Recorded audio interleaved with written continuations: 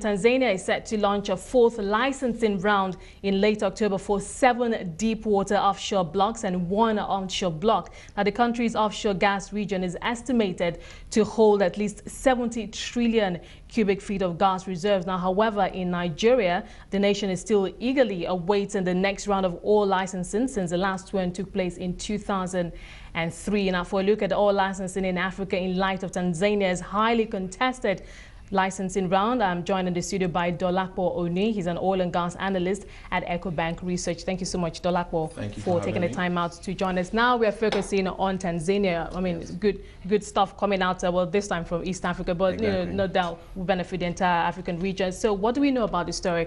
7 offshore blocks, 1 onshore. What do we know so far?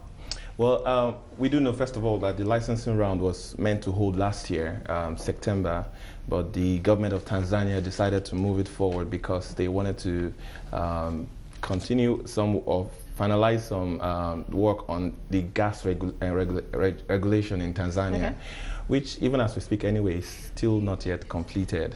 But the decision was to go ahead because there was a lot of interest from investors. You have a lot of investors from outside, from Asia and around Europe also, trying to get into Tanzania, and government decided to go ahead with this. But for what we know on the blocks themselves are located in water depth of about 2,000 to 3,000 meters, so it's really deep offshore, and they're quite close to some very prospective blocks.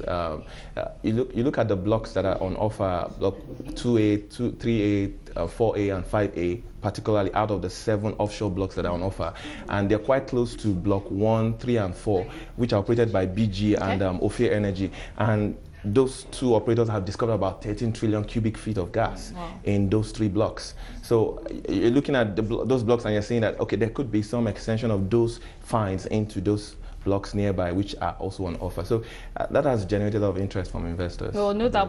But speaking about investors, I understand there's going to be some, they have to look at some data, looking at the blocks themselves. What does that entail?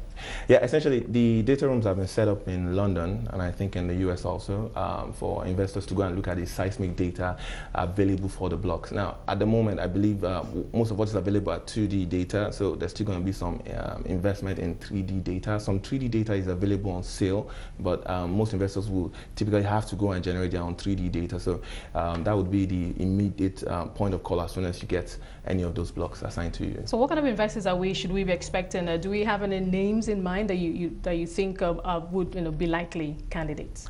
Okay, I mean, for me, I think that it's almost logical for me that the operators BG and offshore energy that have discovered about 13 trillion cubic feet of gas in their blocks 1, 3, and 4 may be interested in also securing the blocks that are close to them, because number one, they have the intention to set up an LNG plant in Tanzania.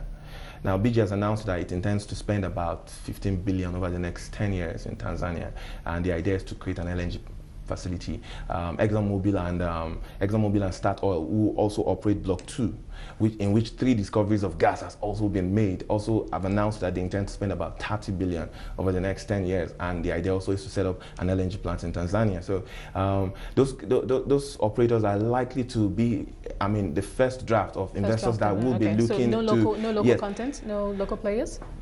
Well, not likely from Tanzania at the moment. We haven't seen much on the indigenous front in Tanzania in terms of gas companies, oil and gas companies coming up. But the second set are probably the stronger set, and that's the Asian companies. You have the likes of ONGC from India. You have the likes of CNOOC from China. You have the likes of there's so many companies from Asia, especially, who are interested, and they've been circling Tanzania for quite a while. Okay, let's come back down to the West African region. We understand that investors in Nigerian investors in the oil and gas sector are looking to expand, for the next round of oil licensing blocks. We don't know 2003 was the last time we saw that happening. So,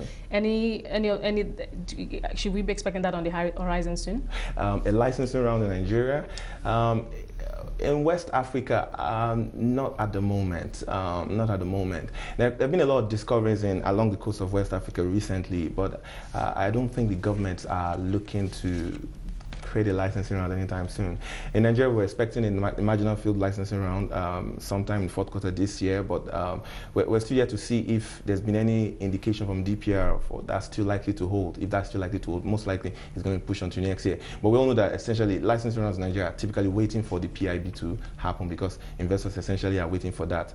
But that notwithstanding, investors are still getting opportunities to invest in the oil and upstream sector through the divestments of the oil majors. Okay, so in terms of outlook, if we don't know, like you said, we don't know when this oil licensing next bid will come along. But going forward, and with that PIB still hanging, is it easy to forecast what the oil and gas sector can look like, perhaps 12 months, 16 months from now? Well, one thing we can say is that the indigenous element in West Africa has been on a steady increase. At the moment, the indigenous investors contribute about 10% of oil production, and that is because a lot of them are getting access to stakes through the divestments. Now, so we can say something about the future that the indigenous element will keep on increasing, and that could easily rise to about 20% by the time most of these divestments are concluded. We've said in our recent note that by the end of the divestments, we currently in the market, about 300,000 barrels per day would have transferred to the indigenous segment, and that would lift them to about 25% of Nigeria's crude oil production. Now, Shell has also put another set of blocks on the pound, and that's 18, 24, 25, and 29, which produce about 70,000 barrels per day. That's a significant increase. So we know the indigenous element will keep on increasing. That's what we can say. Okay, while they keep on increasing, or we keep on having these oil discoveries, are we keeping in mind the future of demand?